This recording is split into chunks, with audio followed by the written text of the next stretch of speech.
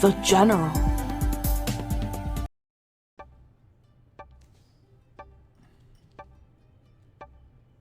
Let's get it.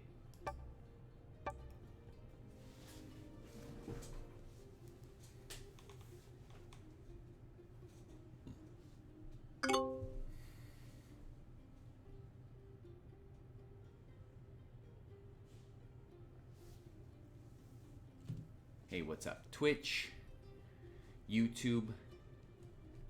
Welcome to the General's HQ.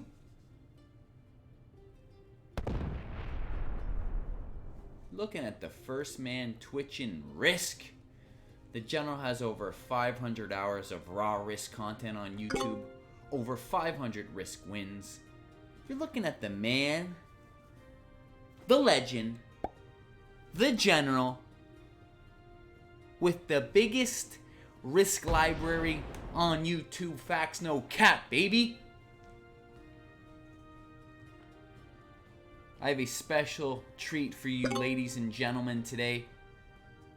This is game 1 of the new Risk series from the General's HQ called Risk History. The map is the Qing Dynasty. But if we're talking about China and ancient China, we have to talk about one of the greatest military minds that ever existed. If not the greatest. My boy, Sun Tzu, the creator of the art of war. Ooh, yeah. My boy Sun Tzu. That is what we're going to be talking about. I'm going to break down this Risk game while explaining the history of Sun Tzu here. So it looks like we're in a position here for Zahili. I think that's going to be the play here. I mean, it looks like, you know what? We're going to do it for Sun Tzu here because we are going to go for Zahili here.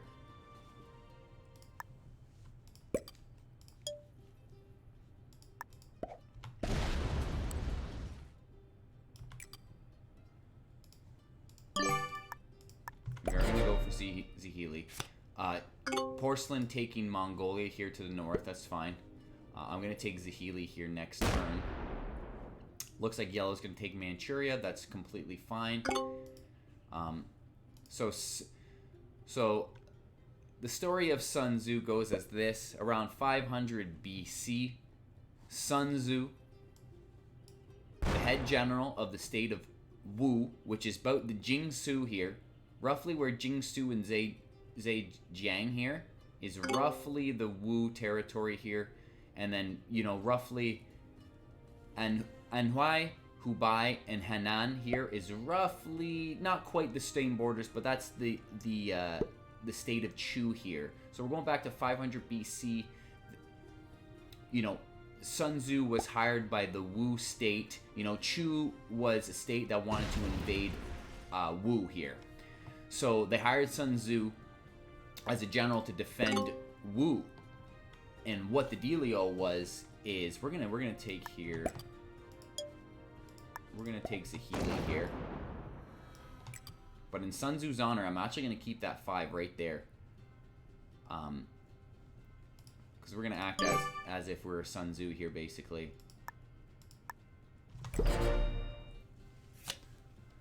So in the state of Wu here, Sun Tzu was hired, and on paper, Sun Tzu could have about 30,000 troops for the Wu state, and then the Chu state had about, they could field maybe around 300,000 troops. So our boy Sun Tzu was outnumbered 10-1 on paper at the beginning of the war. It's pretty incredible that he ended up victorious in the long run.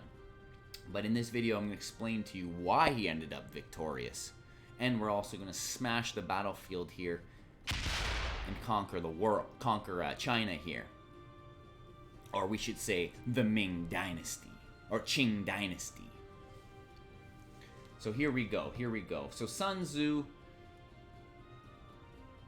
you know, outnumbered 10-1. His first play at the beginning of the war, his first play was to actually attack Chu, and I think it threw Chu off. Nang Hua, the leader of Chu, you know, he was focused on invading Wu, but it threw him off by actually Sun Tzu starting to invade Chu.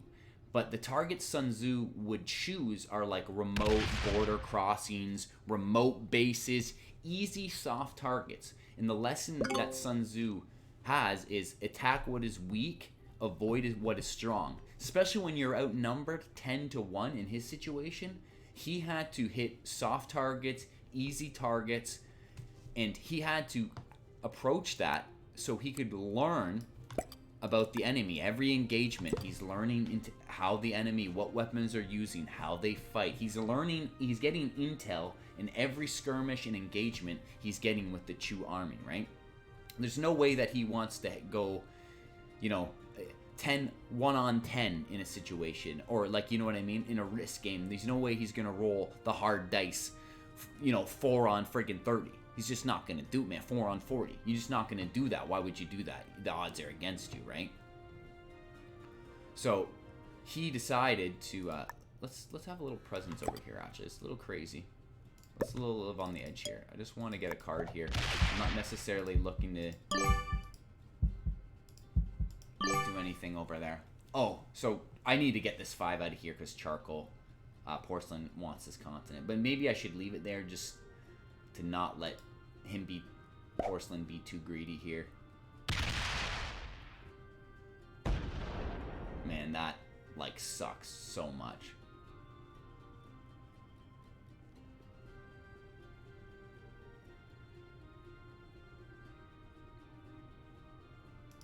That's okay. That's really horrible. That's horrible. You know what? It's fine. It's fine. In the midst of chaos, there is also opportunity. Another quote from Sun Tzu here. That's okay. That's detrimental to me, but I can reestablish. I'll move this 5 in, and I'll just kind of have to reestablish here.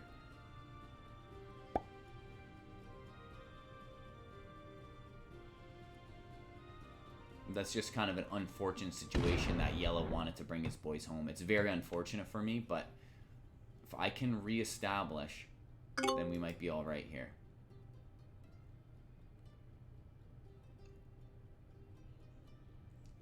Kind of don't like that spot, to be honest.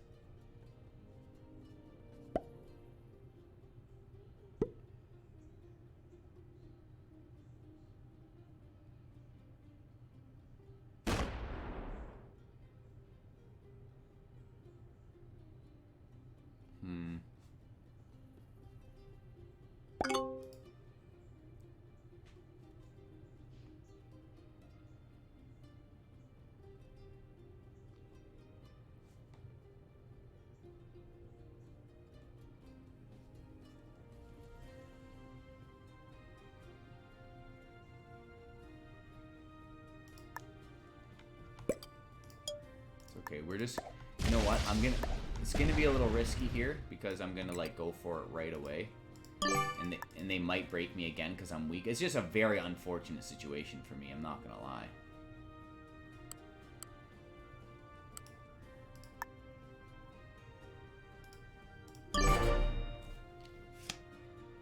Shoot, I meant to, it's okay, maybe I should have did 4 and 3 there, but that's okay. It's more of like, if Yellow really wants to break me here, they might break me here, which is very unfortunate for me. Get focused first round, like they wanted to get, you know, which is, I don't know why they would want to get their troops there so badly. You know what I mean?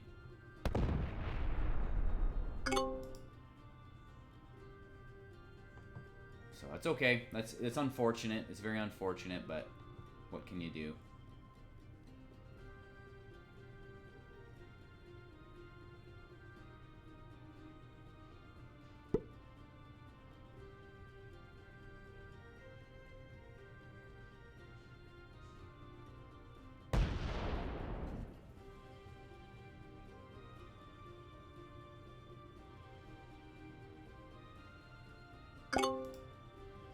So I basically just got to get these guys out here. It really sucks that this is happening, but the board can change. Here'll be a good example of how, even though I'm getting focused and broken early here, what I need to do is just like escape to the south here, like this 3 down here. I'm just gonna get my boys out, and I'm gonna escape. I'm gonna, you know, what I can do whatever I can here. Maybe trade in last, ideally, and just get my guys out of here.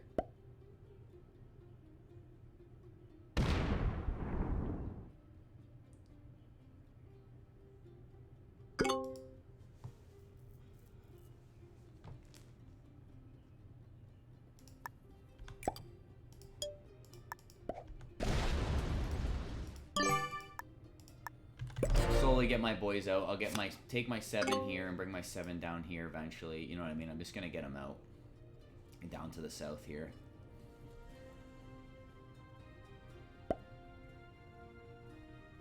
There you go. That's fine. That's fine. He's just gonna bring his guys home. The problem is what Yellow's gonna find. They're gonna find that they have all their troops up here in the northeast, and he's gonna slowly get eliminated from the board, and he's gonna be locked in here. And that's why I want Porcelain or Charcoal to come in and take this vacuum that I'm going to be creating here. And then the pressure will be on Yellow. You know what I mean? I'm detrimental here, actually. I need to trade in here, which I will. Charcoal will trade in here, and then I'll be able to trade in.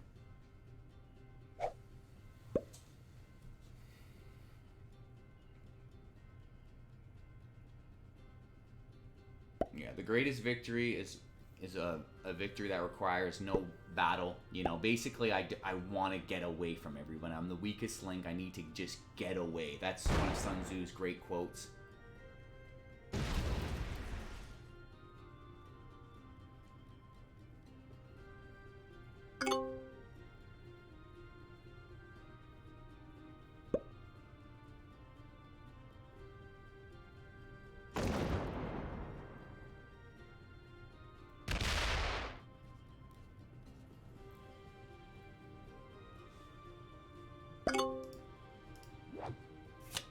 So what I'm gonna do here, actually,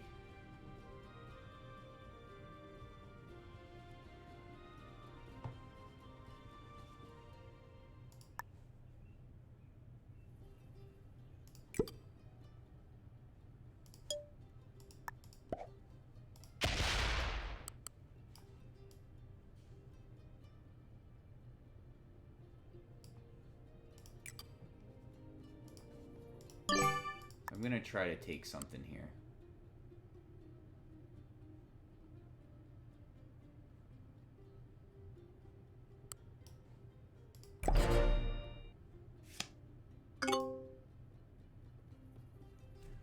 Which honestly might not be the greatest play because I'm gonna get focused up, man. But if Charcoal's gonna take all this stuff nonsense, I gotta kind of do something here, man. But I could try to play for the long run here, I guess.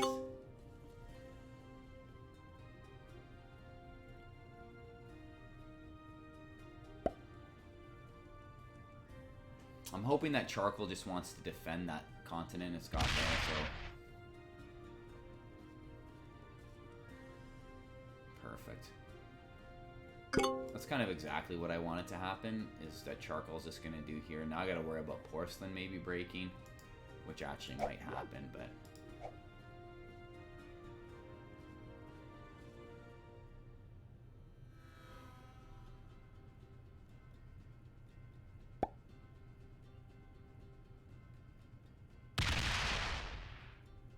So Porcelain going here for Yellow.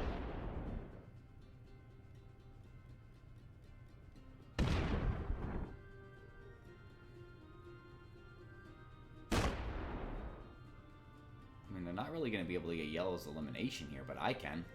Wow.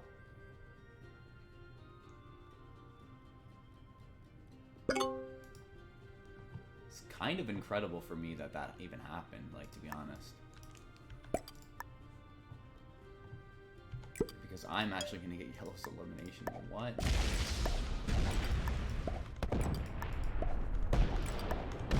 Kind of great. I mean, it's still early game, but I might as well. It's easy clap. I get the trade in. I can kind of... I'm back in the game now. Charcoal's actually a massive superpower, to be honest, but that's kind of a huge play for me right there. Brings me right back in the game, to be honest.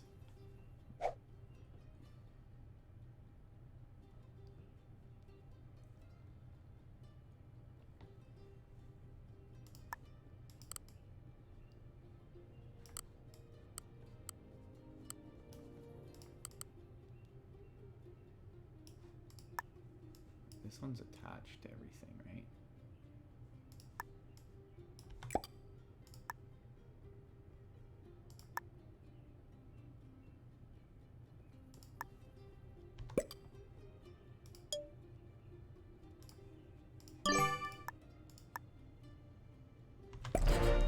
So I'm just going to bring them back here because I can hit charcoal, I can hit porcelain. Charcoal's going to trade him for 102. Oh, okay, I'm probably going to get a limbed here, to be honest.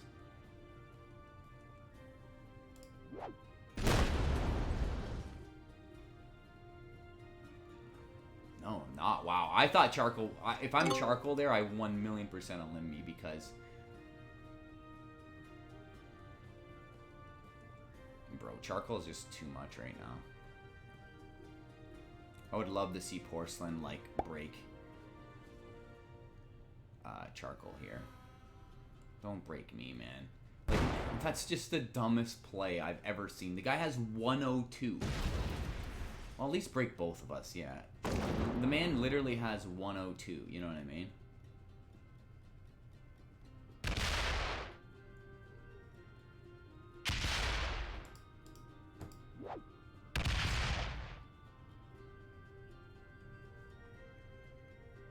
That's fine. At least break, yeah, that's fine.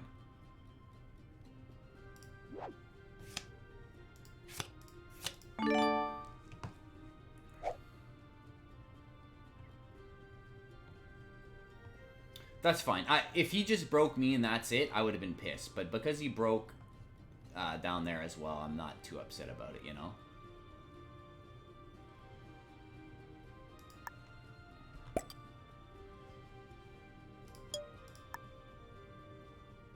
See that? I like that spot because I can go north of the wall if I want to. I can go south if I want to.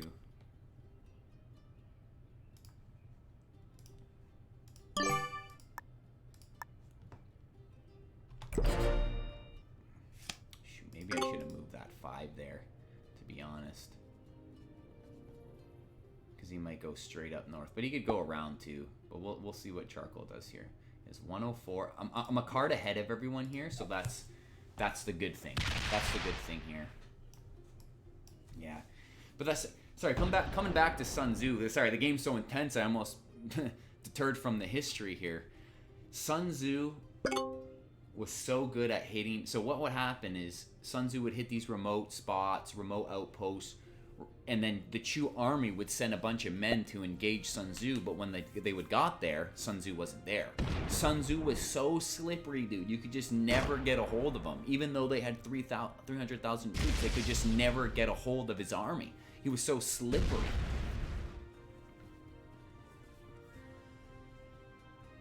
You know, we got to do it for the honor of Sun Tzu here. We're going to have to take Wu here, and then I'm going to move the 5 over there and hold Wu.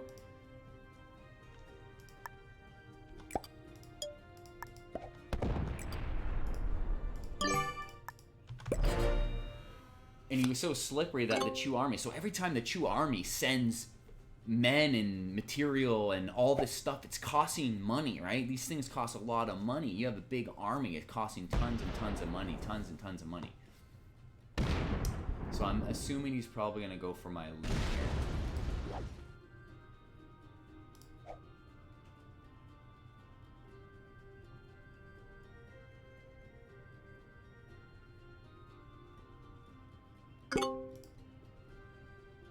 So I'm praying Porcelain doesn't have the trade in here. Fuck, of course he does.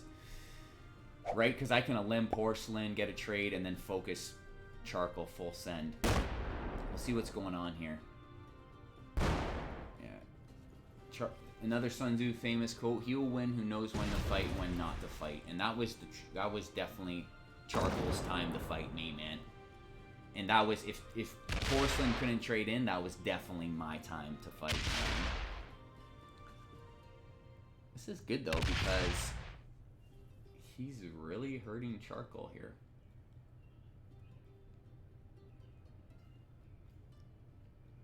This is very interesting. So we for sure trade in here for 40. We need the troops. And I do have the card advantage here, which I do kind of like. Porcelain's kind of weak. And I'm gonna see how Charcoal reacts. They seem to be quite aggressive on one another. And I could break Porcelain everywhere, but I could get technically eliminated, even though I'm only worth 2 cards. I'm gonna assume Charcoal's gonna think this is way too greedy, which is exactly what they're doing, and they're gonna break Porcelain everywhere. I'm a card ahead, so if they can engage one another a little too much, then I can come in and swoop in for the dub here. You know, another famous Sun Tzu quote is, "If you know the enemy and you know yourself, you need not fear the result of 100 battles." And I'm observing, I'm getting intel. These guys are quite aggressive players, right? So I know if I can just sit back, I'm a card ahead. There's a point where maybe they engage on each other too much, and I come in for a limb on one of them, and then put the pressure on the other, right?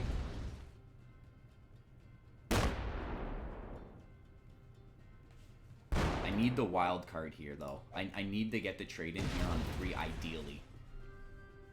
The trade-ins are 45. I definitely love how much they're focusing one another. I do love that a lot.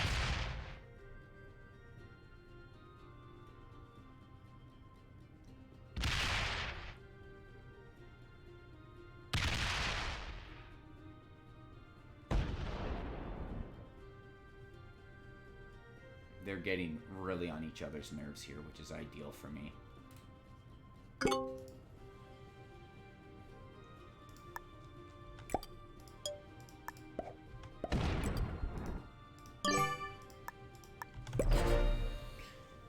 Okay. So, the thing is here, I could technically eliminate Charcoal here and get the limb here. I do have the trade in as well, though. That's nice.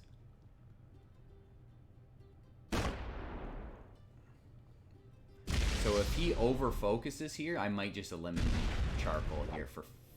He's only 3. But I would trade in for 45 here, and I would know Porcelain has...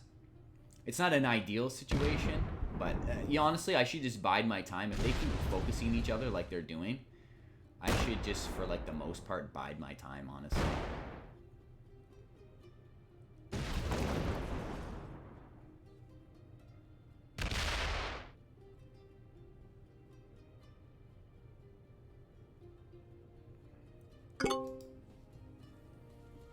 It's kind of hilarious. I'm not even trying to hold this, but I might here. I think Porcelain might actually, like, break me here, which is fine. Like, they might probably just break me because it's an easy one. Oh, dude, the vendetta is so deep. He didn't even break me, bro. He's not even gonna break me. That's hilarious, dude. He's so focused on Charcoal. It's hilarious.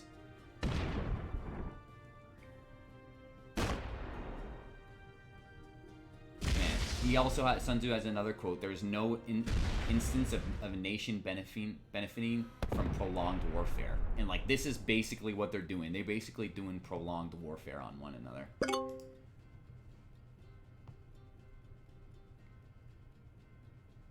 Like, I almost should just trade in here to be safe.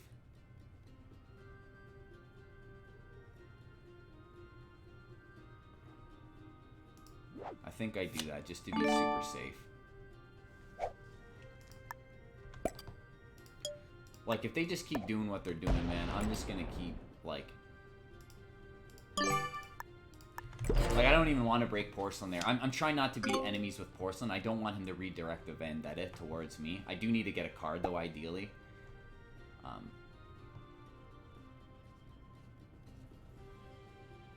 But I'm definitely gonna, like, eliminate Porcelain or Charcoal here next turn and get the auto trade in, right?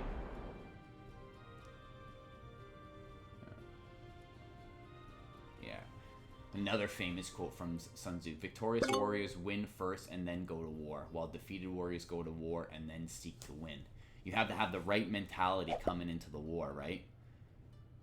So the thing is, if he over focuses charcoal here, yeah, if he over focuses charcoal limb, he doesn't have the auto trade. Oh yeah, all right. He's gonna get 4 cards, but he doesn't have the auto trade, and I have 148. Wow, what a guy. Wow. Who wishes to, another Sun Tzu quote, who wishes to fight must first count the cost. They is not counting the cost of that. That's no trade in there. I have 165 or 72. It's a friggin' GG, man. Might as well, man. You might as well hit me. Yeah, might as well. That's your best play.